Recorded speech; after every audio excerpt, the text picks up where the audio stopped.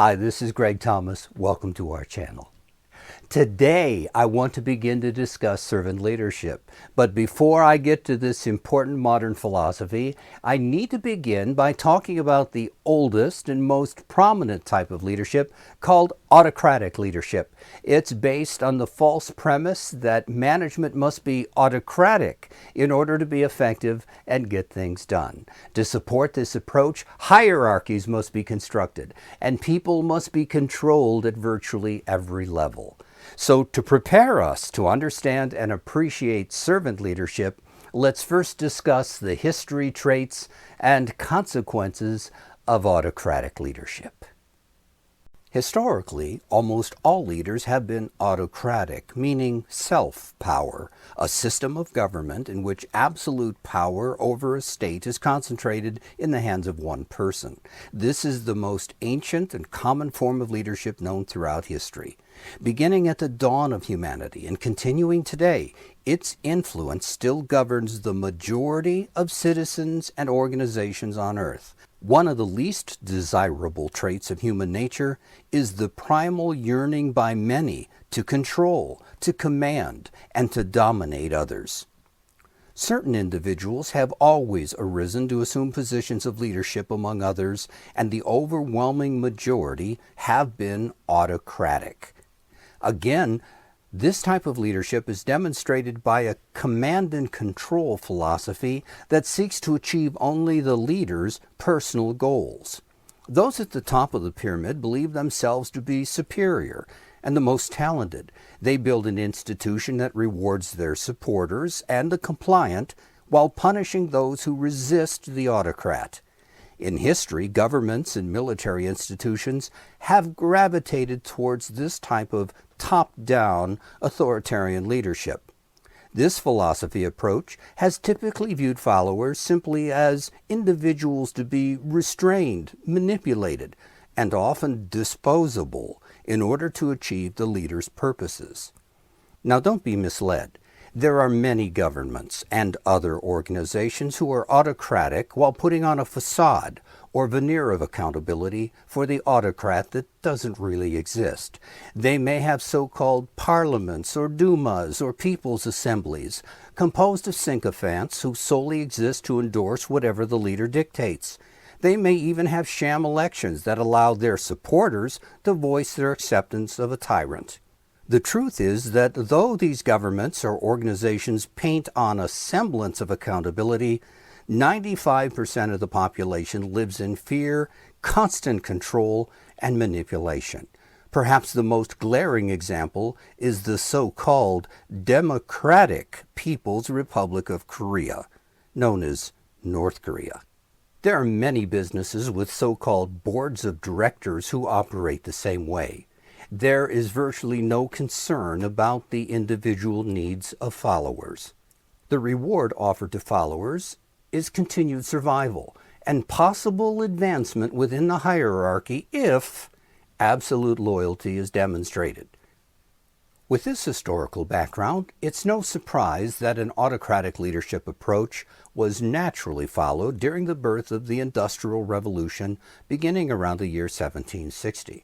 The changes brought by the Industrial Revolution of the 18th century overturned not only traditional economies, but also whole societies. These economic changes caused far-reaching social changes, including the mass movement of people to cities and new ways of working. The Industrial Revolution was the first step in the modern economic growth and development we still experience today. If you were an entrepreneur opening a new factory during the Industrial Revolution, what kinds of leadership would you see modeled for you in the society in which you live? You would see the British government. It was autocratic and hierarchical. You would see the British military. It too was autocratic and hierarchical. You would see the Church of England. It too was autocratic and hierarchical. Finally, education and family structure were also autocratic and hierarchical. There were a small number of business reformers like Robert Owen, but they were few and far between. So it should be no surprise that the standard business model was and continues to be autocratic and hierarchical. Other changes in society seemed to justify this autocratic approach.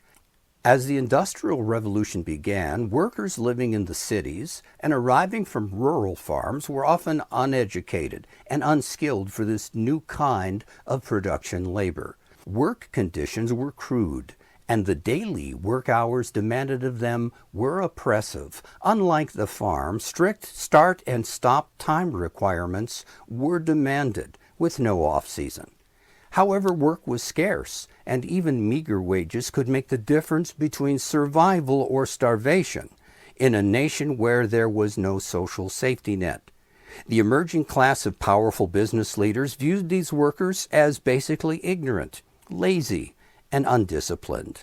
Organizational leaders felt they must control and rigidly supervise all workers to maintain high levels of production.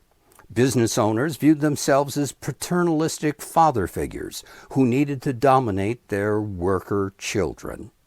Workers who did not completely yield or conform to the owner's dictates were immediately terminated. As a personal anecdote, one of my first jobs in the early 1970s was working for a successful electrical contractor in Cleveland, Ohio. The owner was an energetic man with one finger missing on his right hand. I asked him how he lost his finger. He told me that in the 1950s, he was an electrician in a coal mine in Pennsylvania. It was common to have a dangerous high-voltage line in the mines to operate machinery and provide power.